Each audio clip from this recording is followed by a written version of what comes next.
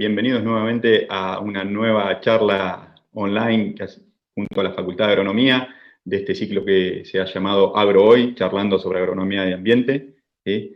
En esta oportunidad, el gusto es de tenerlo a Diego Ferraro, de la Facu y del CONICET, y además un gusto doble por haber compartido bastante tiempo allá en la Facu cuando pasamos por la cátedra de cereales, así que es doble satisfacción para mí.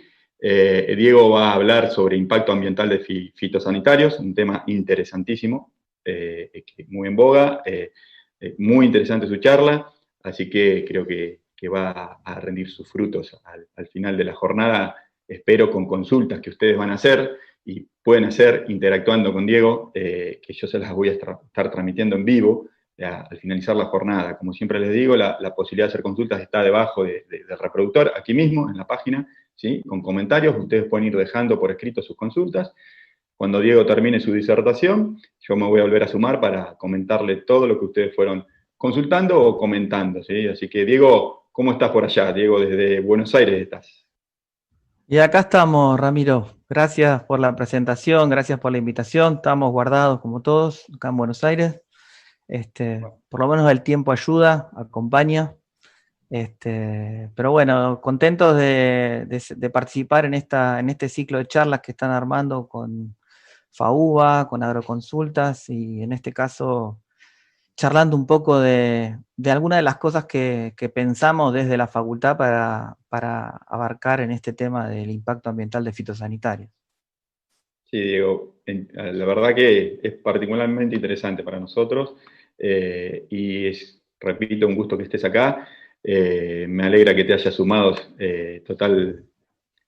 totalmente, digamos, sin ningún tipo de impedimento. Aprovecho para agradecer también a Karina Álvarez, que es quien está llevando a cabo todo este ciclo, agradecerle el habernos invitado para colaborar en esto. Así que yo, sin más, no quiero robarte tiempo de tu presentación, te dejo para que cuentes lo que tenés para contarnos. Bueno, Ramiro, muchas gracias. Gracias también a Karina y gracias a todos los que están del otro lado para que charlemos un poco en estos 45 minutos y preguntas de este tema que, como dijo Ramiro, está tan en boga, o por lo menos nos tiene tan preocupados, que es el impacto ambiental de fitosanitarios. La presentación que yo voy a hacer hoy, que vamos a charlar, tiene 4 ejes, ¿no? El primer eje tiene que ver con que me gustaría compartir con ustedes 2 ideas centrales asociadas a un término que también vamos a escuchar, que es la sostenibilidad agrícola. Después vamos a tratar de ver si esas ideas realmente funcionan o realmente se ven reflejadas cuando hacemos un diagnóstico del uso de fitosanitarios, que es lo que en este caso nos llama para esta charla. Vamos a abordar muy someramente un par de ejemplos de 2 indicadores, el EIQ, que es un indicador que todos conocemos, y el RIPES, que es un indicador que resolvimos en FAUBA, y vamos a mirar algunas conclusiones. En primer lugar, me gustaría arrancar con esta diapositiva, y esta diapositiva está mostrando a un médico que le está preguntando a un paciente: bueno, dígame, señor, ¿cuál es la terapia que usted preferiría?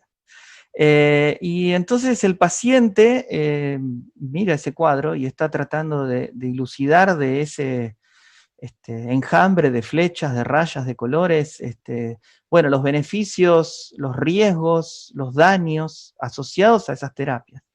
Y la pregunta podría ser al revés también, podría ser que ese paciente le pregunte al médico: bueno, doctor, ¿cuál es la terapia que tengo que hacer? ¿Cuál es el régimen de acciones que yo tendría que seguir para eventualmente considerarme que estoy sano o que estoy enfermo? Y esa analogía de la enfermedad nosotros la usamos mucho cuando hablamos de los sistemas agrícolas o de los ecosistemas, porque ese régimen de acciones al que se preguntaba ese paciente y ese médico es el que nosotros nos ponemos a mirar cuando vemos cuando un ecosistema natural se convierte en un agroecosistema, ¿sí? Y entonces ahí hay un régimen, una serie de acciones que nosotros hacemos para pasar de la derecha a la izquierda, que nos dispara preguntas, como también le disparaba al paciente y al doctor, y es, bueno, ¿qué consecuencias tiene ese conjunto de acciones? ¿podemos predecir esas condiciones o esas consecuencias a escalas de tiempo o de espacio distintas? ¿Estamos en condiciones de afirmar que los sistemas que manejamos y diseñamos mantendrán su funcionalidad? Lo mismo que le preguntaba a ese médico, a ese doctor, es lo que nosotros queremos hacer ahora. Y entonces la pregunta es si diseñamos sistemas sustentables, si lo podemos evaluar. Obviamente que eso tiene que ver con también el uso de fitosanitarios. ¿A qué me refería cuando me refería a las ideas? Bueno, me refería a dos. La primera tiene que ver con que así como el paciente necesita mirar la totalidad del sistema, nosotros también cuando hablamos de impacto ambiental necesitamos hablar de todo el sistema. Y ustedes van a ver que cuando se habla de sostenibilidad, se habla que hay que integrar tres ejes importantes: el social, el económico y el ambiental. Lo que pasa es que lo importante es caminar hacia la derecha de esa integración y comenzar a pensar cuáles son los efectos de integrar el eje social con el económico, o el ambiental con el social, o eventualmente el ambiental con económico, hasta llegar a este extremo de máxima integración. Y eso es lo deseable, claramente. Ahora, la primera idea tiene que ver con entender que hay un compromiso inherente entre tratar de diagnosticar lo que es la salud total a la operatividad, digamos, a la zona de confort que tiene que ver con medir, por ejemplo, carbono en el suelo, por ejemplo, cantidad de personas que trabajan en un sistema agrícola, o por ejemplo, un margen bruto. En este lugar, la fragmentación hace que uno esté tranquilo midiendo algún indicador particular, pero nunca tenemos que olvidarnos que estamos lejos de lo que es el sistema en general. Esa es la primera idea, que cuando diagnosticamos impacto ambiental hay un compromiso entre la operatividad y la relevancia. Y la segunda idea tiene que ver con separar la idea de monitorear a la de evaluar. ¿A qué me quiero referir con eso? Cuando un ecosistema está en funcionamiento a partir de la acción del hombre, existen, por ejemplo, un estado que tiene que ver con por este caso, concentración de fitosanitarios en el ambiente. Eso puede generar una respuesta social de regulaciones, de percepciones, de acciones, que cambia la presión sobre el ecosistema y a su vez cambia el estado. Y este ciclo, a primeras vistas, pareciera ser un ciclo virtuoso porque se retrocontrola. Sin embargo, la segunda idea que yo quería compartir con ustedes es que hay un punto asociado, intermedio entre lo que es el estado y la respuesta, que es el impacto. Y aquí me quiero detener en que esto quede claro. Una cosa es medir y otra cosa es evaluar. Una cosa es conocer el estado de un recurso, en donde, acordándonos de la idea anterior, uno puede tener una alta precisión en un monitoreo, pero no está valorizando en sí mismo. Y la otra cosa es entender qué pasa con ese estado en términos de impacto, en donde claramente hay una baja precisión, pero pasamos de una lógica de la medición a una lógica de la valorización. ¿Sí? O sea, son dos ideas rectoras que son importantes entender cuando uno pretende evaluar el impacto ambiental. La cuestión de escala y de la relevancia de lo que yo estoy tratando y diferenciar, medir de evaluar. Bueno, hay un paciente, nosotros tenemos un paciente en el sistema y es las áreas agrícolas que están marcadas aquí en rojo, que en los últimos años tuvieron un crecimiento muy fuerte en términos de área sembrada y de uso de organismos modificados genéticamente y de siembra directa, ¿no? Y ya haciendo un poco hincapié en lo que uno puede pensar en términos de fitosanitarios, ese cambio en el uso de la tierra estuvo asociado al aumento de fertilizantes y un aumento muy marcado de fitosanitarios, no solamente por unidad de superficie, sino que en términos globales, ¿no? Y entonces ahí tenemos una indicación de que algo está cambiando en el sistema y deberíamos indicarlo, deberíamos medirlo. Muy bien, y una aproximación analítica al desarrollo de modelos de riesgos de fitosanitarios, como dice la diapositiva, necesita tener consideración en dos aspectos importantes. En lo que tiene que ver con el ambiente, la ecotoxicología, que es la ciencia que estudia el impacto sobre los seres vivos tóxicos de los fitosanitarios, las propiedades físico-químicas de los fitosanitarios y factores importantes como clima y suelo, pero no deberíamos olvidarnos también de que eso debería tener un componente agronómico, esos modelos deberían tener un componente agronómico. ¿Para qué? Para que las decisiones se puedan tomar de manera correcta diseñando sistemas cada vez más sostenibles o sustentables. Yendo más al detalle todavía, uno podría recordar que cuando uno aplica una dosis real, solo una parte muy pequeña de esa dosis tiene que ver con alcanzar al lugar que yo quiero controlar, al organismo que quiero controlar, y una parte muy importante se pierde por una serie de procesos, como son la descomposición, el lavado, la absorción, etcétera, etcétera. O sea que la herramienta que estoy usando, que es un fitosanitario, tiene la capacidad de hacer un trabajo negativo sobre el ambiente que uno debería controlarlo. Obviamente que cuanto mejor es la agronomía, esta pizza va a tener mayor partes asociadas a las porciones negras, ¿no? Y eso es lo que tratamos de hacer con una buena agronomía. Bien, la pregunta entonces es, ¿hay indicadores para medir cuál es el riesgo posible de esos fitosanitarios? Sí, la respuesta es hay indicadores. Y en esta, yo les pido disculpas que está en inglés, pero para los fines de la charla creo que va a ser suficiente. Esos indicadores podrían agruparse en 4 grupos. Indicadores que tienen que ver con la dosis de aplicación o eventualmente con la cantidad de la frecuencia de uso o la venta o los volúmenes comercializados de fitosanitarios. Con el destino de los fitosanitarios, por ejemplo, la degradación, la vida media, la deriva, la solubilidad, el transporte a larga distancia, la persistencia, la presión de vapor, etcétera, etcétera, todos indicadores que hacen de entender en qué parte o en qué fase del ecosistema está el herbicida, el insecticida o el fungicida.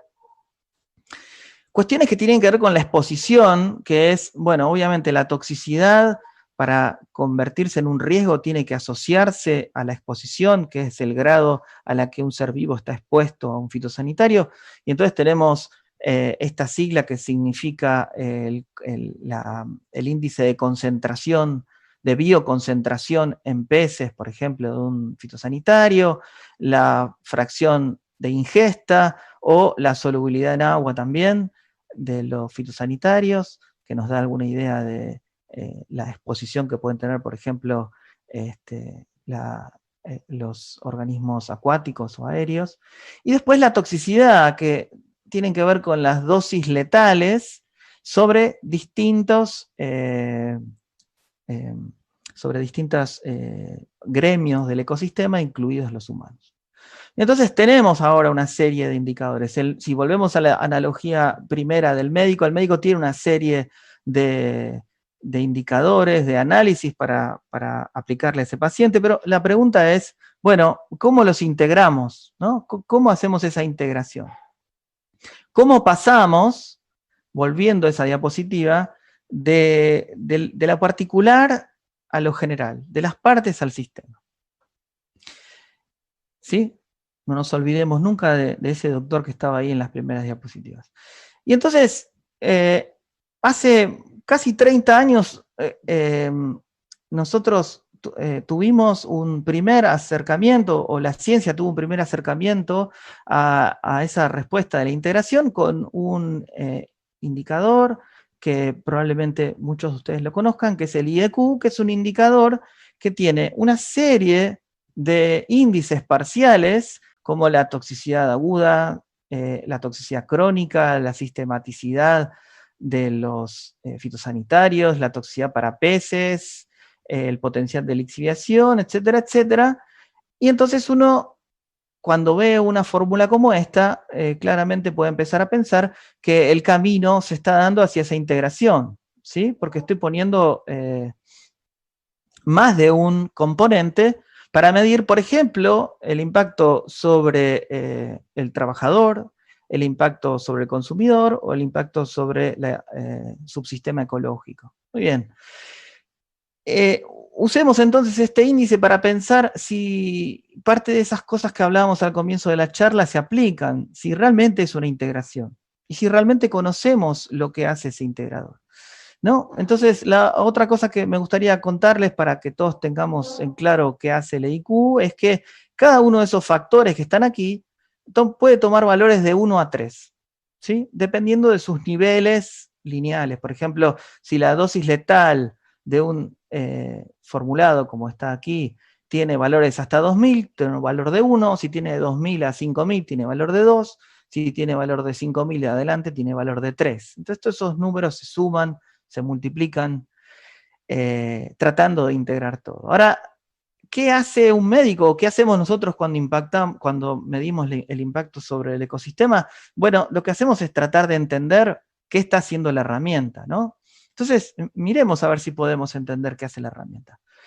Una de las cosas que hace esta herramienta, el EIQ, ¿se acuerdan que yo les conté que tiene ese valor L, que es la lixiviación? Bueno, los efectos sobre el agua subterránea, que tiene que ver con la lixiviación, es un valor que está aquí con la letra L, que no se multiplica por ningún factor. Si ustedes siguen la fórmula, no van a ver el factor de L multiplicado por ningún factor. Es decir que, en este caso, L va a tener solamente valores de 1, 3 o 5, quiere decir que para todo el EIQ, el riesgo de lixiviación o la cantidad o la sensibilidad al riesgo de lixiviación de este indicador es bajo, ¿sí? Eso es lo que uno tendría que hacer cuando empieza a mirar un indicador. La otra cosa que uno podría mirar es, bueno, hay otros indicadores parciales, por ejemplo, este que está acá, que es el indicador sobre los benéficos, ¿no? Y entonces, a diferencia del indicador sobre la lixiviación, que es el L, este se multiplica por 5 aquí, y eventualmente este indicador que es P, que es la vida media sobre la superficie de la hoja de un fitosanitario, puede tomar un valor de 5, ¿no?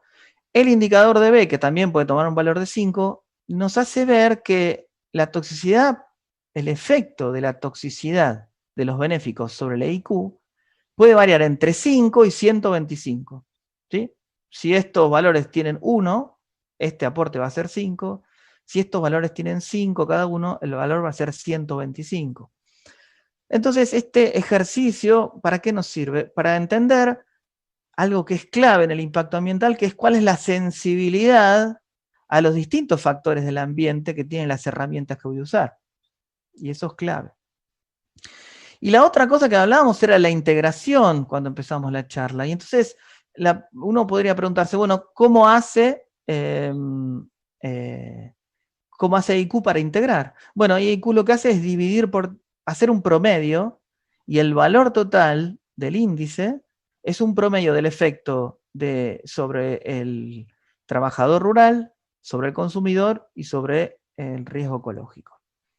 Y eso es una aproximación. Uno podría pensar, ¿tiene sentido promediar estas cosas? ¿Un valor promedio tiene sentido? Bueno, podría o no tener.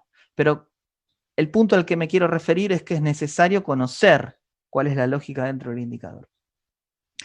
Y esa lógica en el EIQ está ciertamente oculta o no es muy clara. Y yo acá les traigo una tabla donde alguien se encargó en el año 2015, pero se hizo muy poquito tiempo después que salió el EIQ, de decir, bueno, ¿a qué es sensible el EIQ?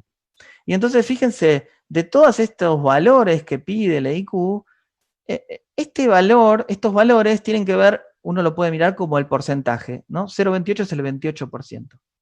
Entonces, fíjense, el indicador es el 28% de los valores de EIQ se mueven solamente por el efecto de la vida media en la superficie de la hoja del fitosanitario. Y el 20% tiene que ver con la toxicidad. Y el 27% con la toxicidad crónica. Y la potencialidad de alcanzar los acuíferos, en este caso, es el 0,1%. Entonces, ahora sí puedo usar la herramienta de impacto ambiental, porque yo sé a qué responde, ¿no?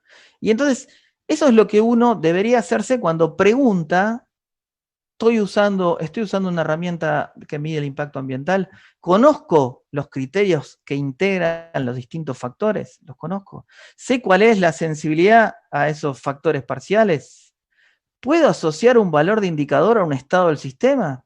¿Sí? ¿Puedo pasar de monitorear a evaluar? Esa es la pregunta que uno debería hacerse cuando usa un sistema de evaluación de impacto ambiental y también en particular cuando mira los fitosanitarios. Quiero mostrarles una aproximación que nosotros hicimos de la Facultad de Agronomía para tratar de también hacer una indicación de impacto ambiental de fitosanitarios. Esa herramienta se llama RIPES, esa herramienta está disponible en ese dominio que ustedes ven ahí arriba a la izquierda. Uno puede registrarse y RIPES guarda todos los datos que uno ingrese en términos de formulados, de dosis, de lote, de cultivo, etcétera, etcétera, y uno puede trabajar con eso. Probablemente algunos de ustedes lo usaron. Lo que quiero ahora es tratar de contarles la lógica que tiene RIPES y dejarlos ustedes que evalúen si responde a alguno de estos preceptos, estas ideas iniciales que tienen que ver con valorizar, con la escala, con conocer, con separar la idea de medir con valorizar. El objetivo de RIPES será hacer lo mismo que hace IQ, tener un planteo de fitosanitarios y darle un valor de riesgo. Y lo que hace RIPES es vincular la toxicidad de distintos fitosanitarios con la dosis empleada para estimar un valor de riesgo ambiental. Ese valor de riesgo ambiental se calcula en algo que llamamos unidades de toxicidad. Y esas unidades de toxicidad pueden ser tanto para los mamíferos como para los insectos. ¿Qué hace RIPES entonces? A la dosis de cada formulado la divide por la dosis letal, que es la toxicidad que tiene ese formulado, ¿sí? La toxicidad inherente a ese formulado, y ahora lo que puedo hacer es tener los valores de unidades de toxicidad que tiene, por ejemplo, una aplicación de 7 litros de glifosato, ¿sí? Divido 7 litros por la dosis letal de glifosato y tengo cuántas unidades de toxicidad para mamíferos tiene esa aplicación, y también lo puedo hacer para insectos. Muy bien, esa es una medición. Ahora, la pregunta es, ¿puedo vincular esa medición a una valorización? ¿Cómo puedo saber lo que está bien o lo que está mal, o lo que es más riesgoso o menos riesgoso? Más unidades de toxicidad obviamente van a ser más riesgos, pero ¿cuánto más? ¿Sí? Otra vez lo que le pregunta el enfermo o el paciente al doctor, ¿cuánto más puedo comer de esa comida que supuestamente me hace mal? ¿Cuánto puedo comer? Bueno, y RIPES lo trata de resolver de una manera particular, que es decir, mira, nosotros podemos medir las unidades de toxicidad de todas las cosas que apliquemos, incluso sumando las unidades de toxicidad que aplicamos en un lote. Y lo que hace RIPES es decir, mira, hay un valor de unidad de toxicidad para insectos que es 20.000, que está asociado al principio activo que está aprobado en SENASA con su máxima dosis de marbete. No hay ningún principio activo a su dosis máxima de marbete que tenga más de 20.000 unidades de toxicidad. ¿Sí? Y entonces, ¿cuál es la valorización que hace RIPES? Dice, bueno, si vos estás con un valor de 0,5 en este índice de insectos, estás en un 50% del máximo de toxicidad que está permitida por la regulación aceptada en el lugar donde vos trabajás. Es una valorización, ¿sí? No quiere decir ni que sea buena ni mala, pero sí tiene una valorización. ¿Y qué hace el usuario? El usuario entonces entiende el valor del EGI. Lo mismo pasa para los mamíferos, ¿sí? Este organofosforado a esta dosis es el que presenta el máximo valores de unidades de toxicidad. Bueno, todo el resto está enrasado a ese valor. Muy bien. Y ahora tengo resuelto esa idea de tengo resuelta la idea de la valorización. Lo que quisiera hacer es tener otra idea de cómo el impacto sobre mamíferos, sobre insectos. Si se acuerdan, EIQ los promediaba, ¿no? Entonces, por ejemplo, si estoy muy mal con los insectos y muy bien con los mamíferos, estoy en la mitad de bien. Bueno, RIPES no hace eso. RIPES usa una regla de valorización, que la vamos a leer de aquí, que es bastante sencilla, y dice, si el índice es el peor para los mamíferos y el peor para los insectos, obviamente es el peor índice, valor 1. Si el índice es el mejor para los mamíferos y el mejor para los insectos, el índice es el mejor. Ahora, el problema es en los intermedios. Y entonces, fíjense lo que dice Rippes. Si mi impacto es máximo para los mamíferos y soy totalmente inocuo para los insectos, igual mi índice me penaliza por el peor de los impactos. Lo mismo para los insectos. ¿Sí? Esa es la lógica que tiene Rippes. Y es una lógica clara, está puesta acá. No es una lógica de ponderación simple, sino que es una lógica de ponderación hacia el peor de los indicadores. Vamos a hacer un ejercicio para ver qué tan sensible, porque también dijimos que era importante saber qué tan sensible era Rippes o cualquier indicador a lo que nosotros estamos modificando. Y fíjense, este es un planteo extremadamente dependiente de fitosanitarios que uno podría encontrar, y cuando uno aplica Rippes a esto que está a la izquierda con estas dosis, uno tiene estos valores de índice I de insectos, acuérdense que 1 es el peor valor, M y el índice P.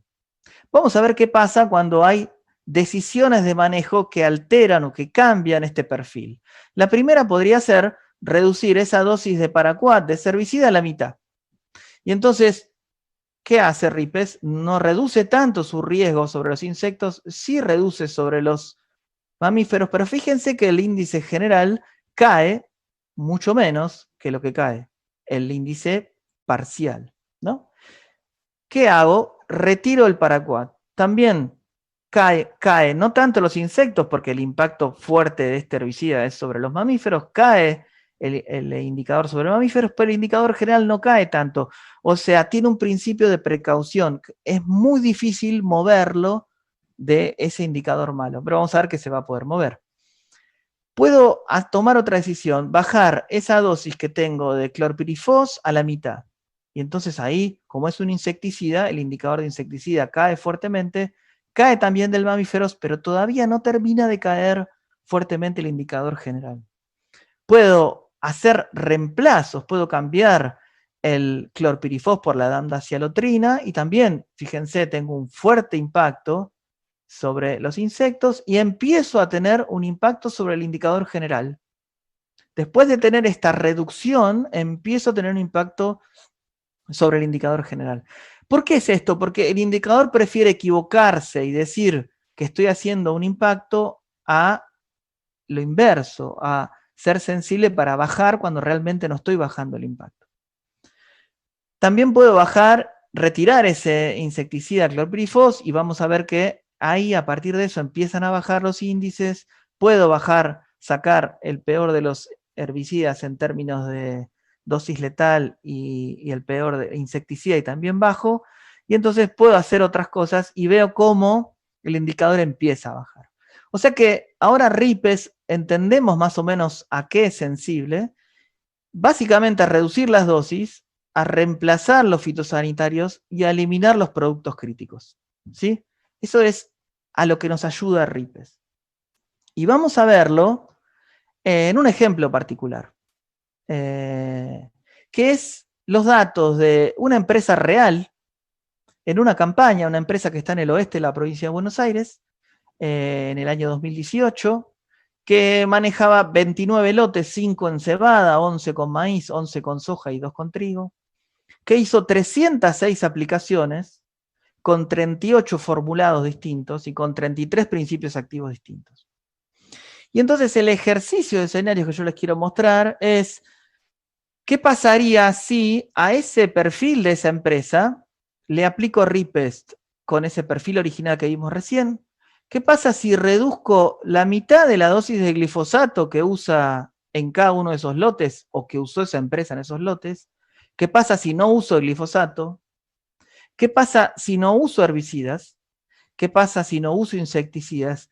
¿Qué pasa si retiro directamente del perfil de fitosanitarios que uso lo que llamamos el top 5 para mamíferos y para insectos? Los herbicidas, insecticidas y fungicidas que presentan la máxima toxicidad. Y aquí hay una lista de ellos, en este caso el 2,4-D, el bifentrin, clorpirifos, deltametrina y una serie de insecticidas y herbicidas, que uno puede plantear qué pasa con el escenario de retirarlos. ¿Y qué pasa si no los retiro? Simplemente reduzco la dosis a la mitad.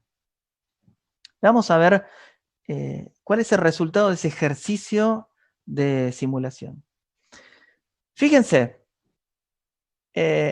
aquí tenemos el índice P para la empresa, para todo ese año, para todos los lotes, el promedio, y tenemos los distintos escenarios. Acuérdense, el primer escenario era el escenario original. La empresa tiene un valor cercano a entre 0,5 y 0,6. Si reduzco la mitad de la dosis de los lotes que tenían glifosato, fíjense que el cambio es menor. Si retiro todas las aplicaciones de glifosato, fíjense, esta es la cantidad de dosis, es la cantidad de impacto, ¿no? El cambio de impacto. Ahora, si no uso ningún herbicida, empieza a haber un cambio importante.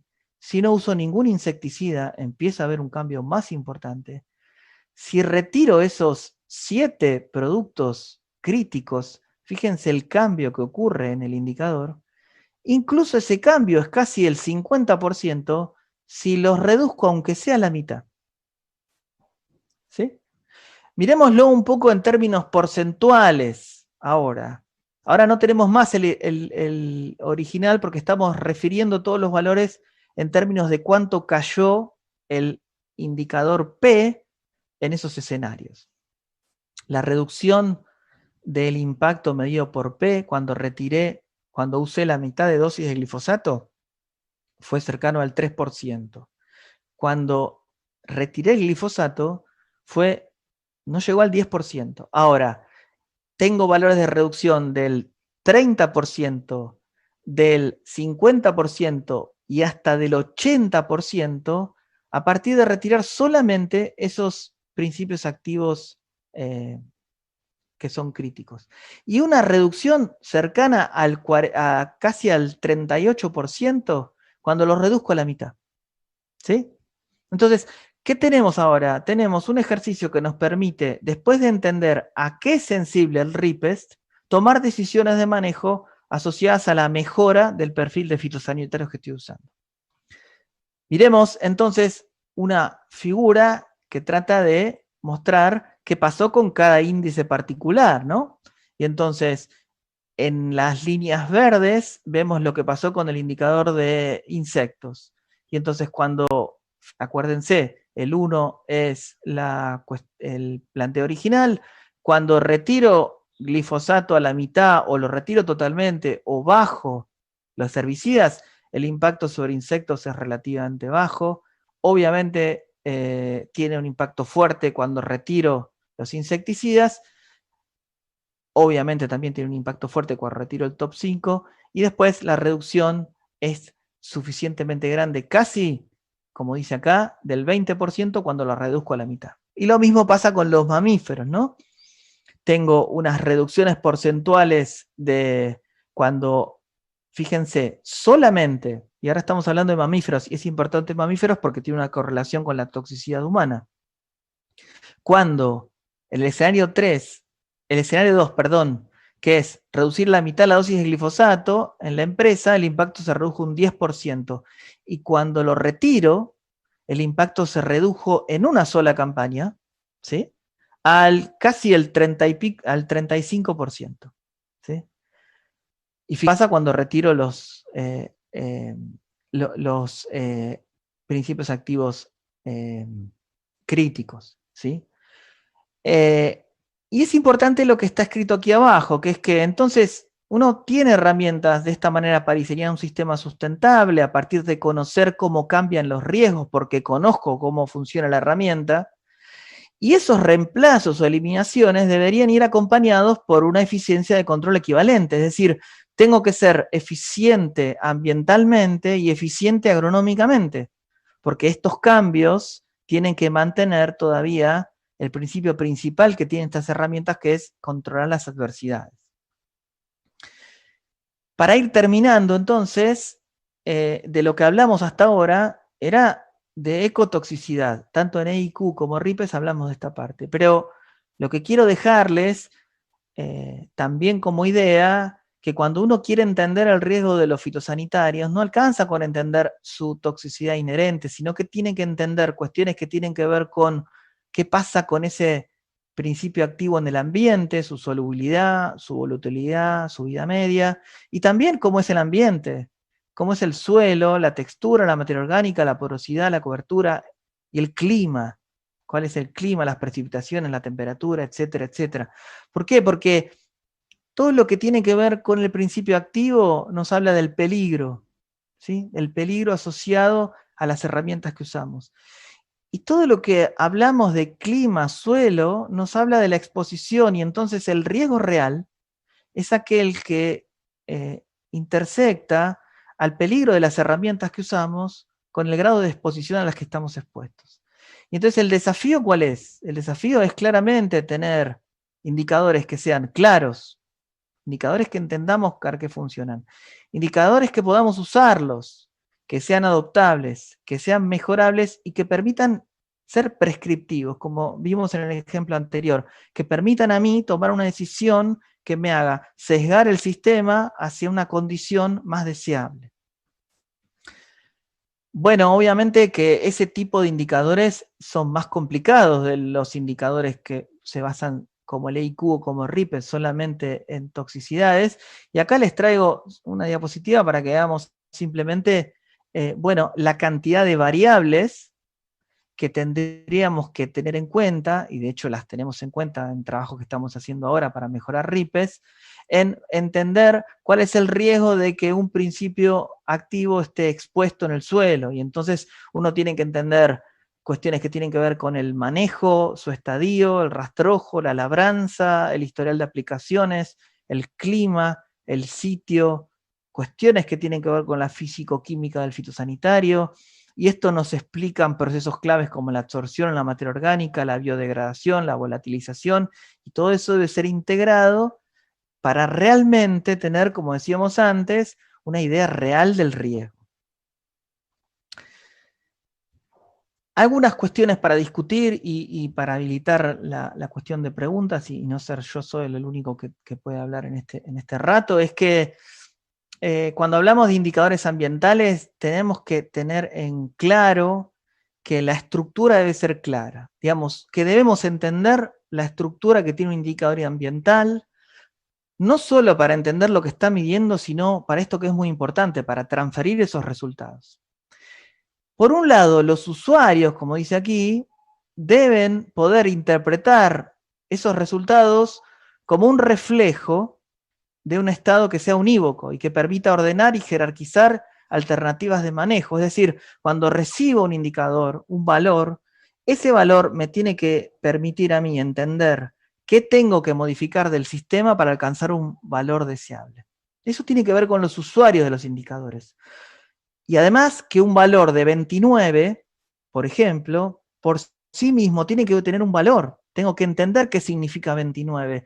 Cuando a mí me dicen que un auto va a 29 kilómetros por hora, yo entiendo, o por lo menos tengo un dibujo mental de lo que significa 29 kilómetros por hora. Cuando a mí me dicen que un indicador ambiental da 29, también debería tenerlo. Si es que el sistema está funcionando a 29 kilómetros por hora o a 290 kilómetros por hora.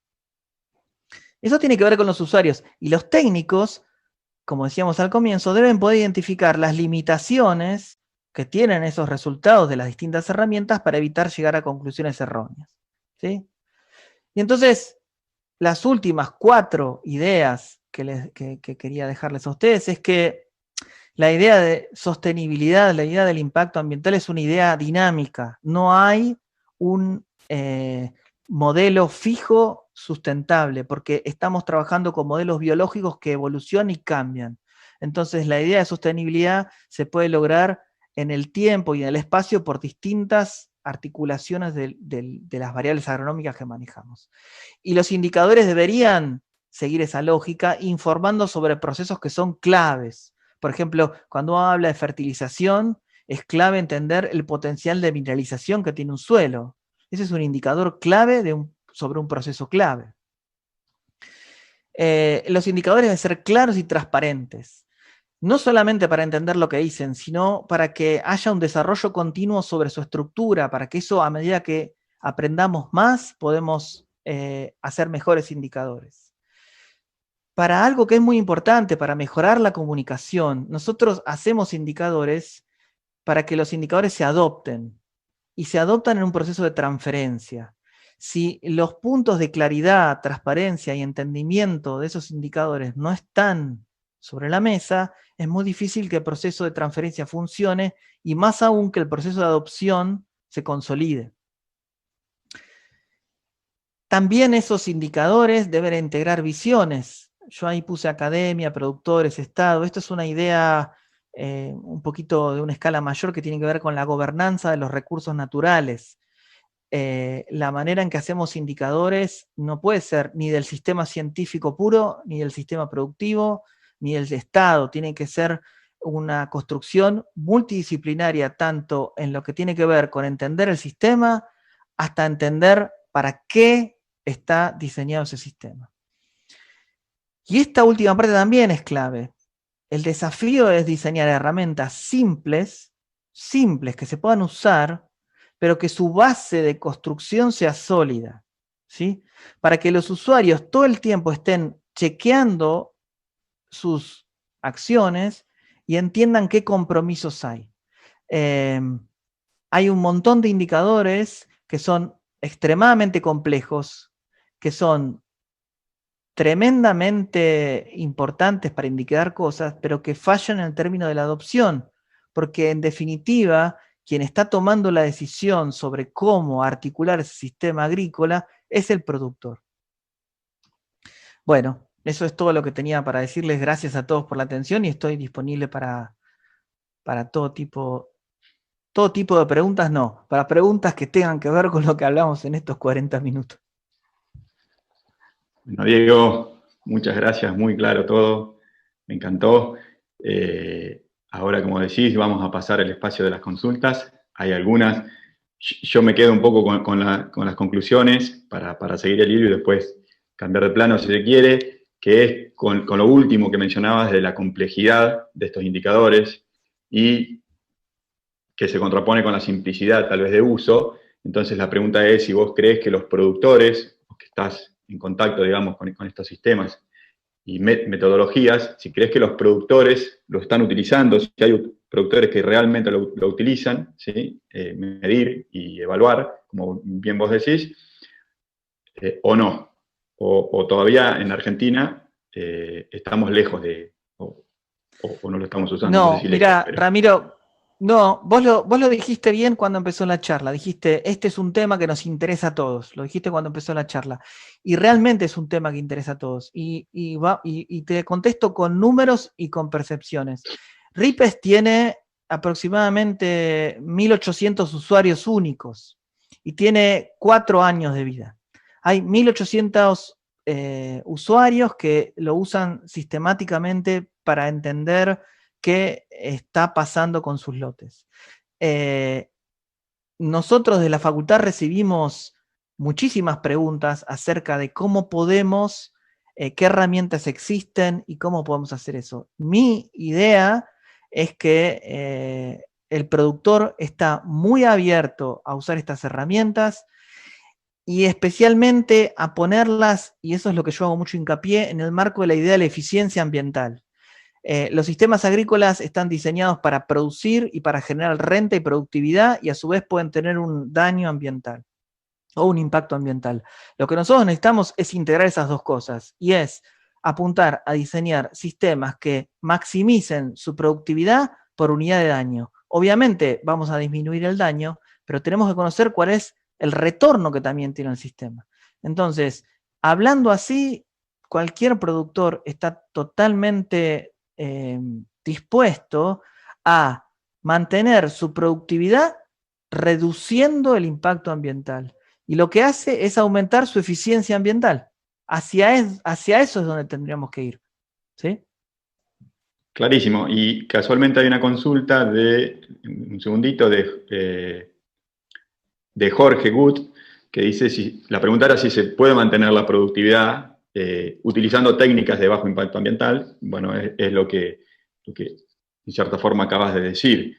Así que la consulta de Jorge podríamos darla por respondida, digamos, ¿no? Es tratar de mantener productividad bajando impacto ambiental, con lo cual mejoras la eficiencia, digamos, en términos de impacto ambiental, sin mover Por supuesto. la productividad, es la idea.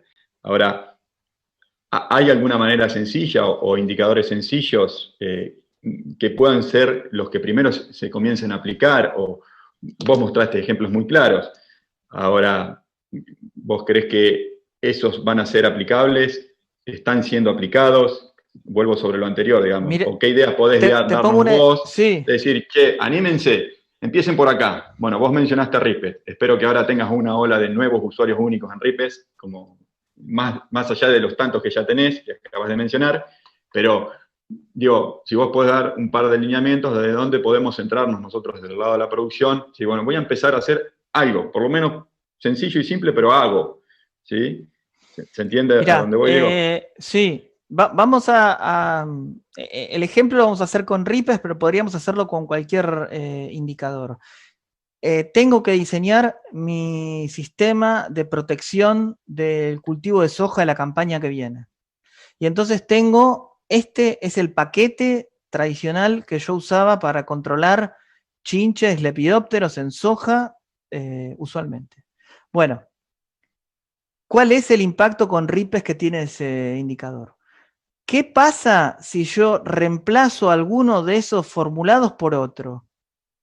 Que conozco su eficiencia de control. ¿Cómo cambian? Entonces, puedo hacer un ejercicio de plantear, ahora no sigo la receta que tenía siempre, hago el ejercicio profesional de plantear 6 o 7 planteos productivos de control de adversidades en mis cultivos de verano. Los tengo. Sin saber qué valor tiene Ripest, puedo saber si tienen la misma eficiencia de control de las adversidades. Ahora tengo una herramienta como Ripest que me permite medirlos y ponerlos en una escala. Bien, si yo a priori conocía que esos planteos tenían la misma eficiencia de control, ahora tengo una herramienta que me permite escoger el que tiene el menor riesgo ambiental. Perfecto. Ese ejercicio uno lo podría hacer incluso con los barbechos. Ahora tenemos una herramienta fenomenal que es la cobertura con cultivos de invierno para disminuir el impacto de esos barbechos. Pero en las zonas donde eso todavía no funciona, hago lo mismo. Tengo un barbecho, planteo 5 esquemas distintos de barbecho y los paso por una herramienta como Ripes o eventualmente como EIQ y entiendo cuáles son las diferencias. Pero atención, y yo quiero remarcar esto, la herramienta que vaya a usar, sea Ripes, EIQ o cualquiera de ellas, antes de usarla, tengo que entender qué es lo que me está diciendo. ¿Sí? Y eso es muy importante, Ramiro. Clarísimo, Diego. O sea que ahora ese famoso chorrito de zipper lo podemos medir y darle un valor y ver qué impacto estamos teniendo, digamos, ¿no? Sí, además yo lo mostré en esa diapositiva, vieron que yo mostraba qué pasaba cuando reducíamos las dosis, cómo cambiaba el índice. Incluso Exacto. mostré en esa empresa que son datos reales, y si recuerdan, y lo van a ver, lo pueden volver a ver en la presentación, esa lista de productos, muchos de esos son reemplazables de manera muy sencilla por otros. Y entonces ahí rápidamente uno tiene una reducción. Lo que quiero decir es que, y también plantear, es que este es uno solo de los ejes de impacto de los que estamos hablando.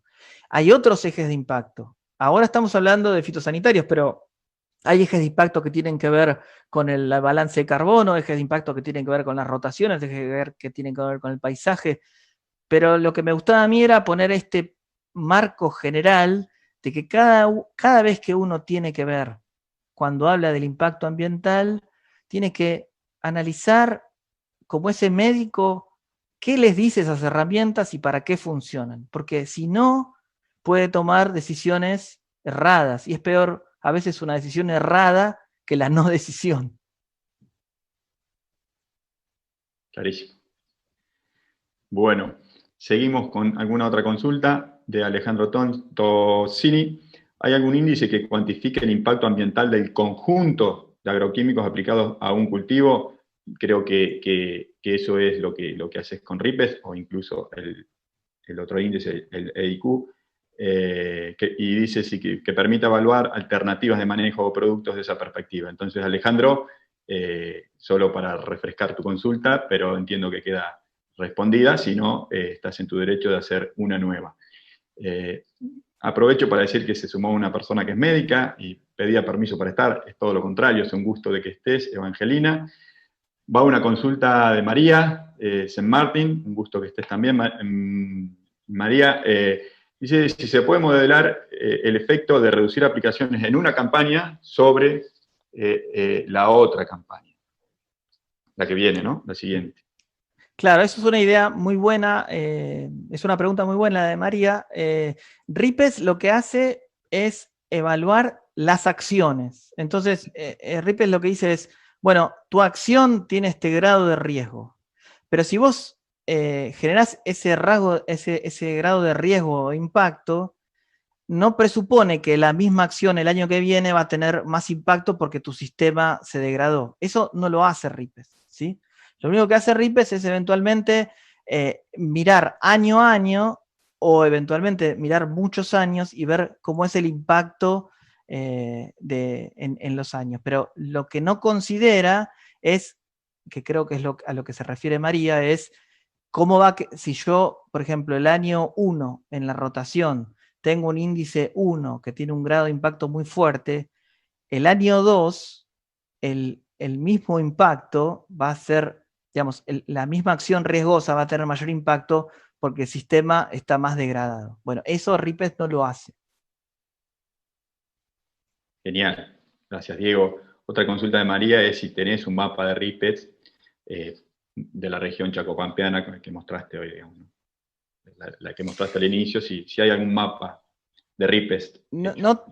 Estamos terminando de preparar una publicación que no es... hay un problema con la aplicación de RIPES en Argentina. Nosotros no tenemos datos reales de uso de fitosanitarios. No los tenemos, porque no se registran. Por lo menos no se registra de manera sistemática, cosa que sí pasa en otros lugares del mundo. Lo que sí tenemos son resultados de los patrones modales de uso de fitosanitarios en distintas regiones del país, desde 1986 hasta 2019. Tengo algunas figuras, pero quizá no tenemos tiempo ahora a mostrar, pero lo que sí uno podría decir es que esa ecoeficiencia, esa eficiencia que yo hablaba, que es en rendimiento en función del impacto, en los últimos años, en los últimos 15 años, mejoró mucho en soja, pero no en maíz, por ejemplo.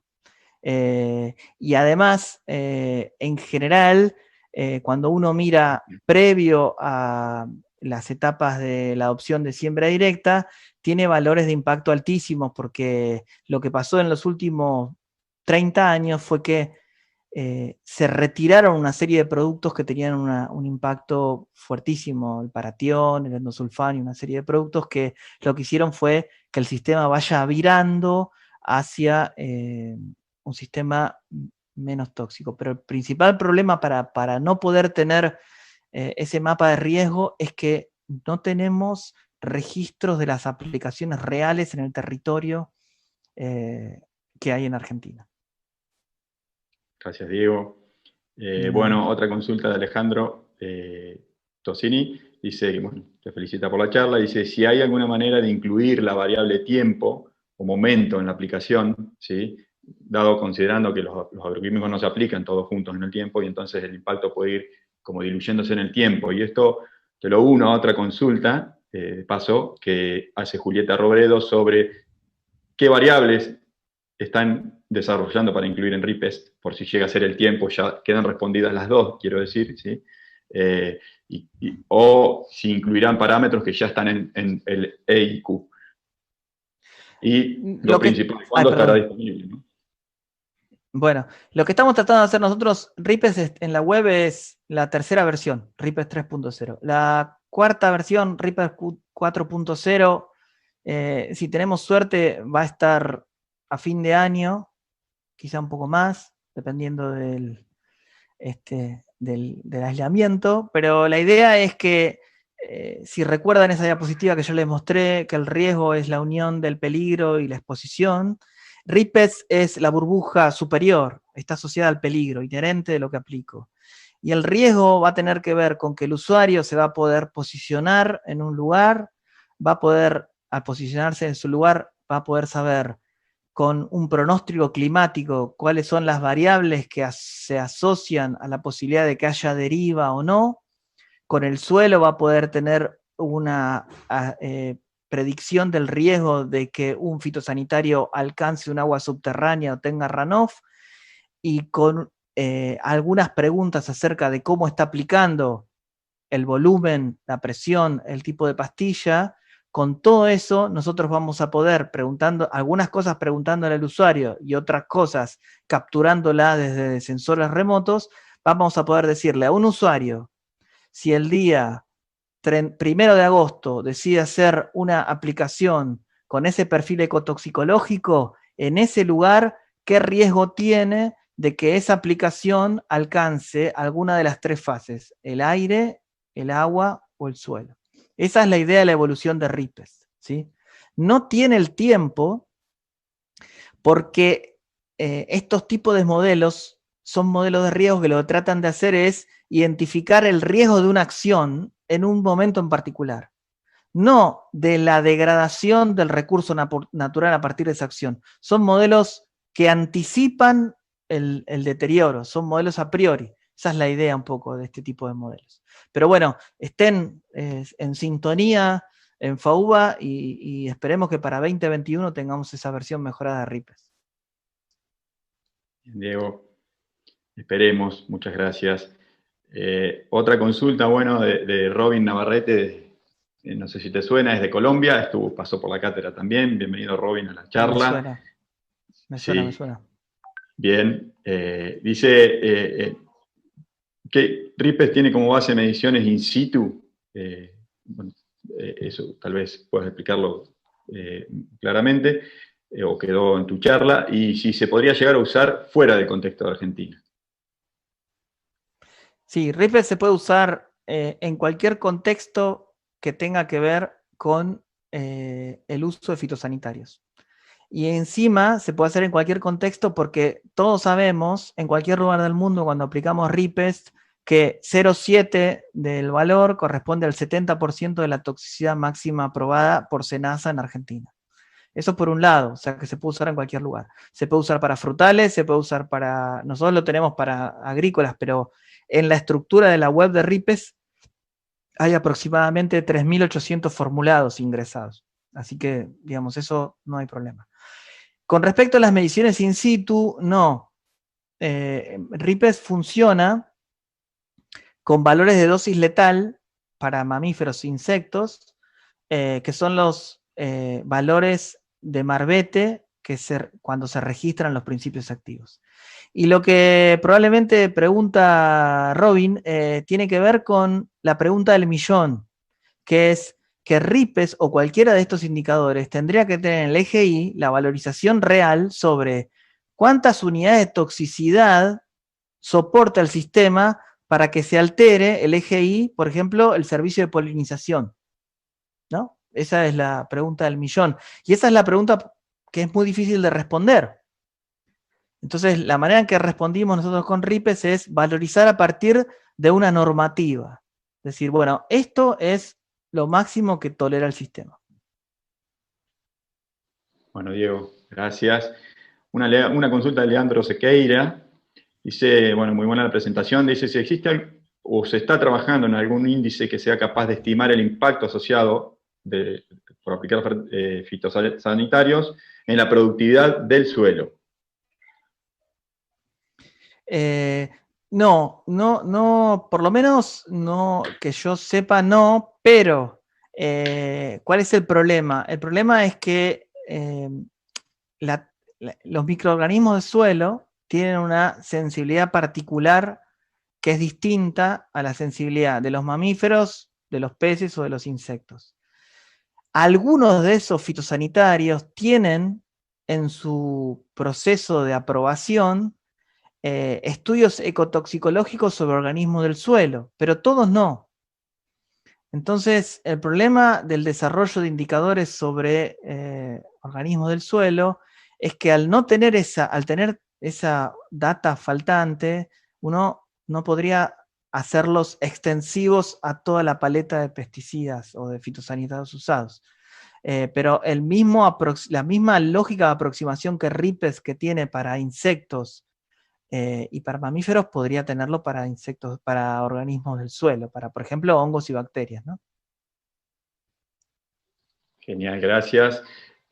Bueno, está también sumado ese presente Federico Lorza, que es el coordinador técnico de CASAFE, así que un gusto tenerte, Fede.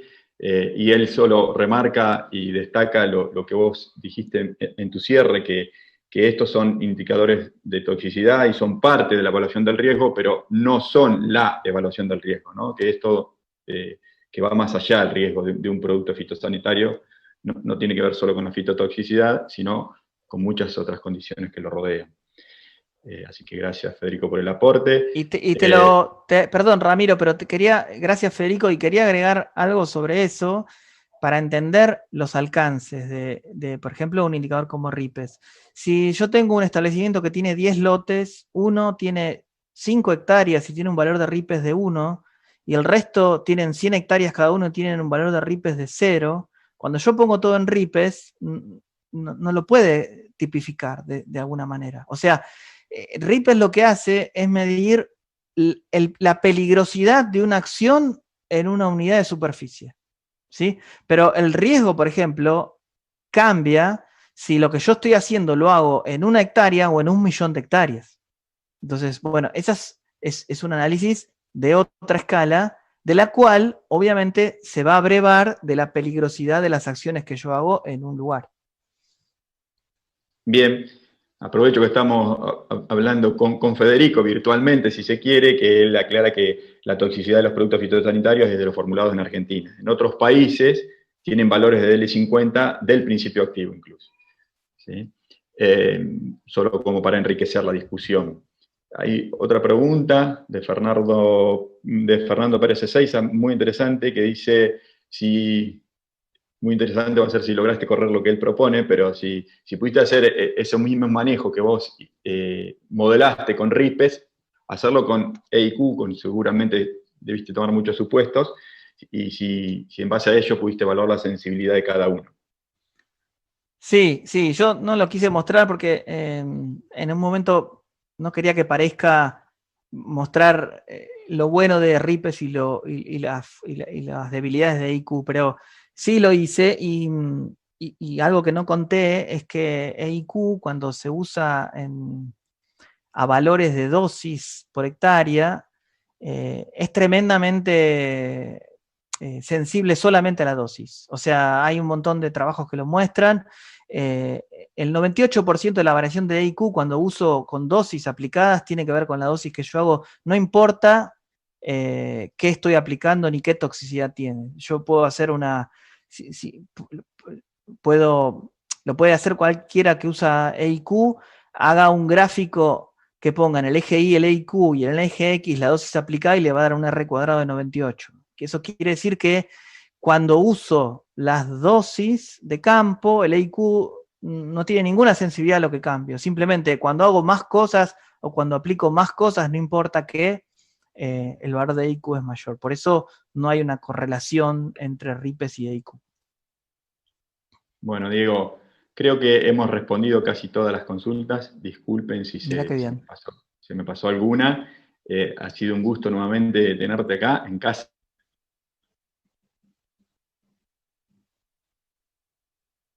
O que la Facu cuente con nosotros para poder llevar estos conceptos que, como dije al inicio de la charla, y lo remarcaste vos en las conclusiones, son bien interesantes para todos, los agrónomos, pero también los productores y a todo nivel en el agro, digamos, ¿no?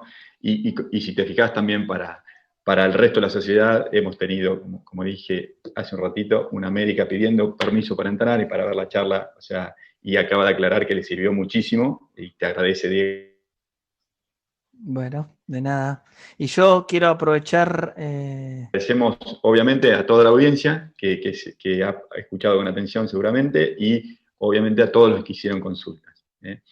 Sin más, nos veremos la próxima, que ya les estaremos informando cuándo es, pero se vienen charlas muy interesantes. Así que Diego, no sé si tenés algún concepto que dejar, lo dejo en tus manos. Y no, no, agradecer otra vez, Ramiro, a vos, a Karina Álvarez, a todos los organizadores y dejar mis contactos para quien quiera tener cualquier consulta, mi mail personal de la Facultad de Agronomía, mi cuenta de Twitter, cualquiera puede acceder allí y si quedó algo en tintero o alguna aclaración, podemos seguir por allá.